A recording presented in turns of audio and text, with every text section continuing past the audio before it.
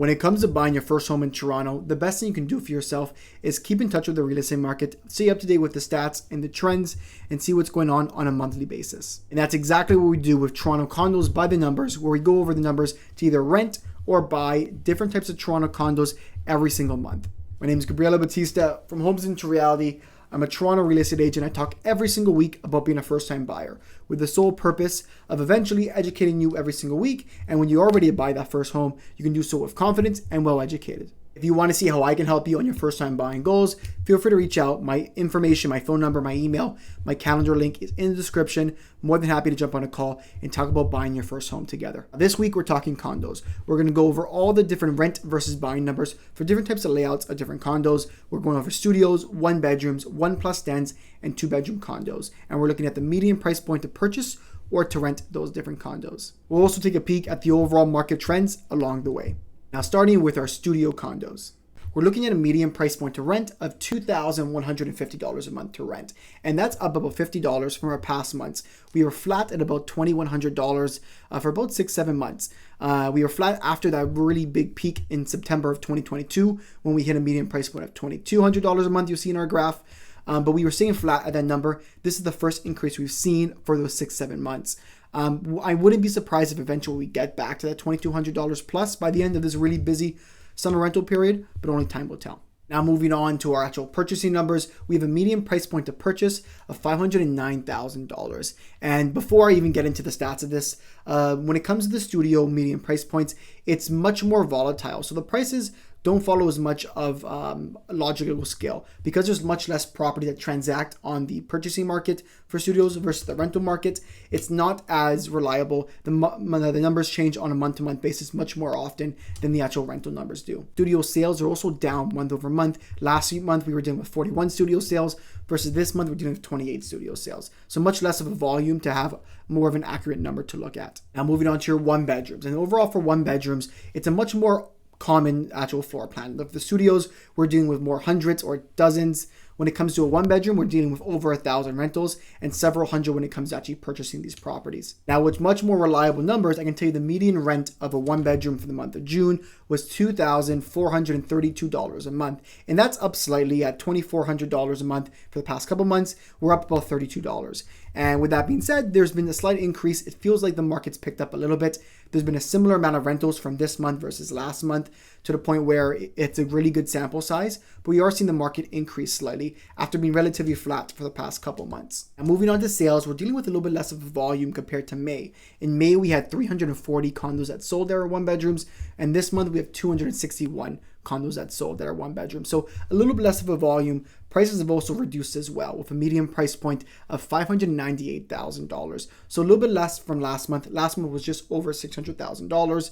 So we're doing a slightly lower price point. Nothing that was major, but definitely shows that the increases have slowed down when it comes to condo prices. Now moving further to your 1+ dens. And your 1+ dens is essentially your 1 bedroom layout with a little bit extra space. Either if that's, let's say, a second smaller bedroom that's not officially a bedroom, let's say an office space, a little bit nook in the wall, a dining room, something that is a more classified separate area, would you call 1+ den. Now with 1+ dens, we are seeing prices go up as well when it comes to rents. We're seeing a median price point to rent of $2,659, which is up from last month, up $59. The median price point in May was $2,600 a month. Now we're at $2,659. So we are seeing increases across the board so far for all the rentals, and that's kind of cognizant of the rental market picking up, especially because we're getting closer to that I always call the summer student deadline, where people in September have to find a rental, and we're really starting to see that market pick up a little bit more. Now moving on to the purchase prices of 1+ dens, we're looking at a median price point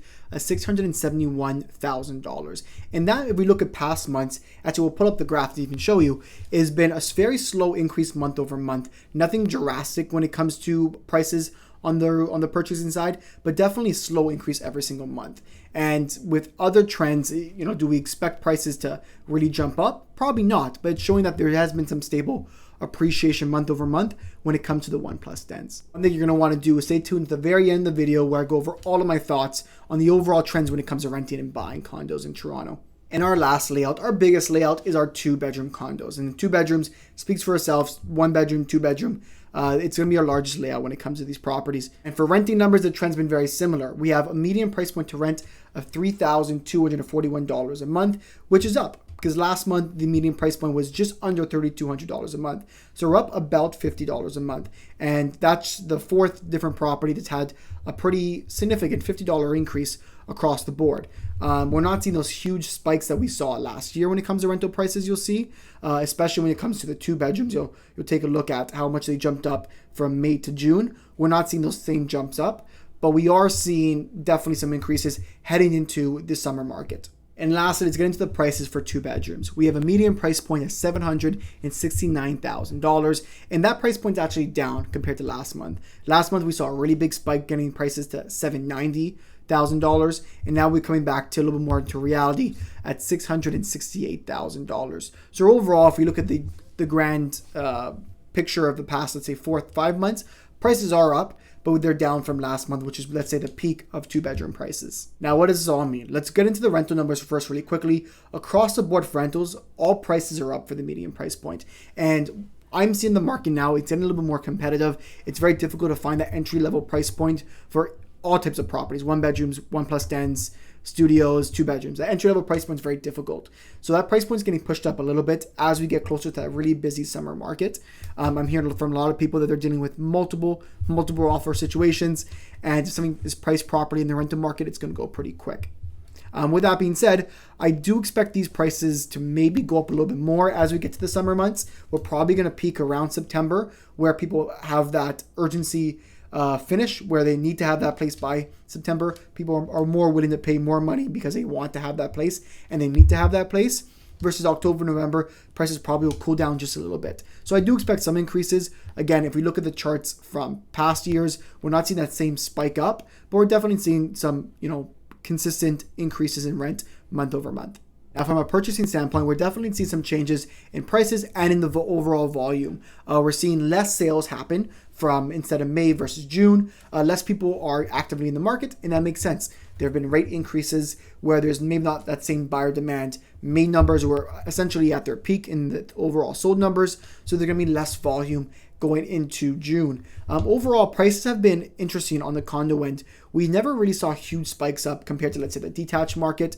But when we look at condo numbers, on some ends, they've gone up slowly, and in some ends, they've actually gone down. The 2 bedrooms are one that's fairly significantly gone down, but still was overall up over 2 months. So it feels like a little bit of a top end for a lot of condo prices. At least if we look at the scale of 2023, it feels like maybe this may be the highest prices go. Do we think prices drop down? Who knows? That's where the volume is going to have to show.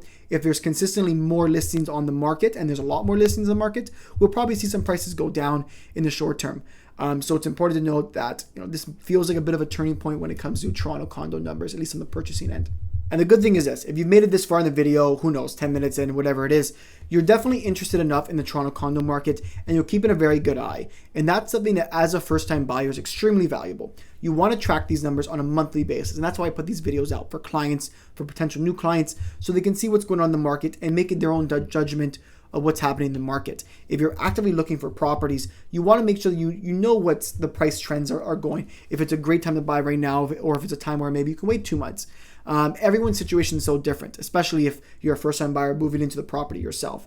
So, this is where the conversation starts and where I think it should develop from here. If you want to develop a conversation with myself about being a first-time buyer in Toronto, all of my information is below. You can reach out to me. I'm more than happy to jump on an actual phone call or an actual Zoom call to talk about your situation and become that first-time buyer realtor of choice.